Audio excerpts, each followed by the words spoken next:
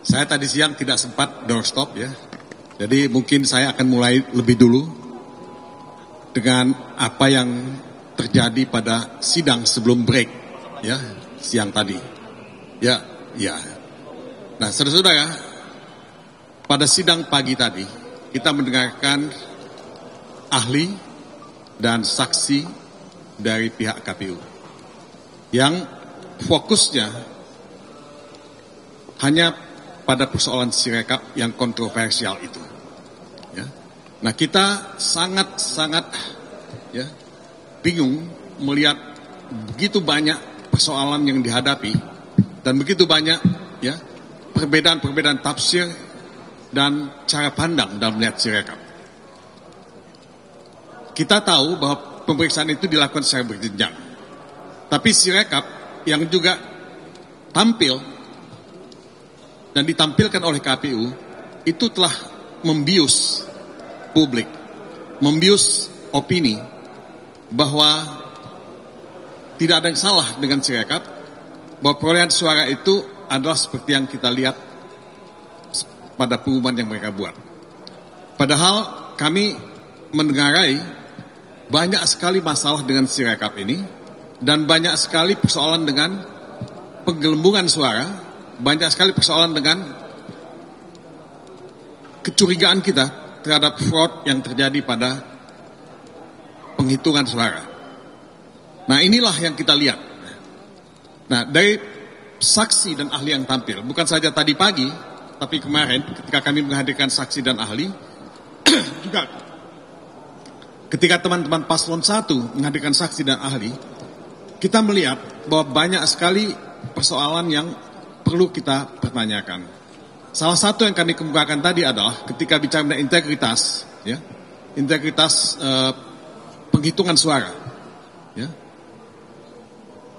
adalah soal tidak adanya ya beberapa fitur yang penting dan harus ada pada setiap proses Sirekap itu sendiri.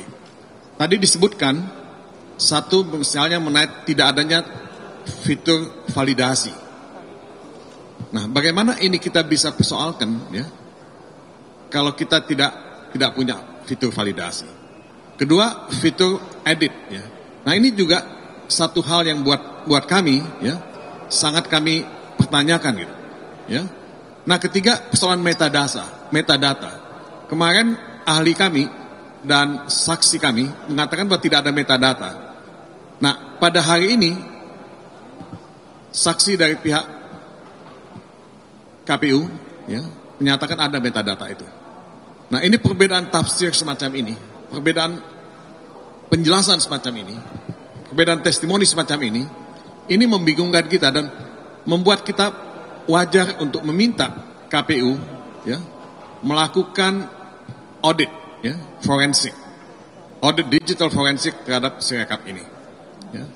Nah, kami malah mengusulkan kepada majelis hakim untuk mengkonfrontir saksi dan ahli yang kami hadirkan, saksi dan ahli yang dihadirkan oleh paslon 01, ya pemohon 1, dan saksi dan ahli yang dihadirkan oleh pihak KPU. Hanya dengan konfrontasi ini kita bisa mendapatkan gambar yang lebih jelas mengenai kontroversi Sirekap yang betul-betul membingungkan dan menimbulkan banyak sekali kecurigaan terhadap KPU. Nah, itu mengenai hal KPU tersebut. Dan kedua, saya ingin katakan ya, bahwa Sirekap ini kan mahal sekali. Saya tidak tahu biayanya berapa. Gitu. Teman-teman dari ITB punya kewajiban moral untuk tampil menjelaskan mengenai hal ini. Teman-teman ITB tidak boleh lepas tangan dalam soal Sirekap ini. Ya. Jadi menurut saya, sebagai akademisi yang ikut sebagai vendor dalam persoalan Sirekap ini, mutlak mereka mesti tampil ke depan, ya.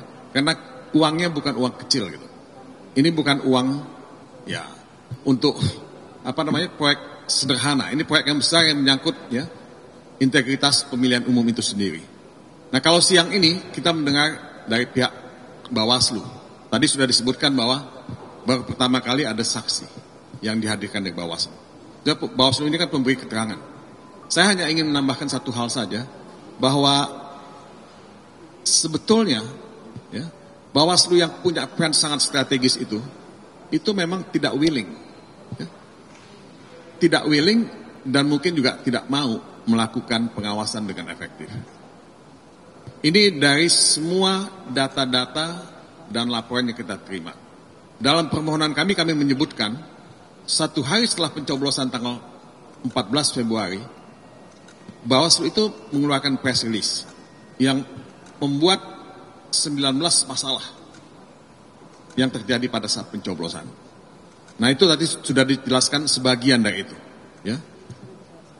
19 masalah pada TPS-TPS yang ada. Dan menurut saya dengan puluhan ribu, ya, bukan persoalan pada pencoblosan itu, sudah sewajarnya kita bisa dan punya alasan untuk melakukan pemungutan suara ulang. Itu angka bukan kecil gitu, bukan 1.000, bukan 2.000, puluhan ribu angka. Berbagai masalah yang diumumkan sendiri oleh Bawaslu. Bawaslu seolah-olah menganggap itu persoalan sepele. Itu bukan persoalan sepele.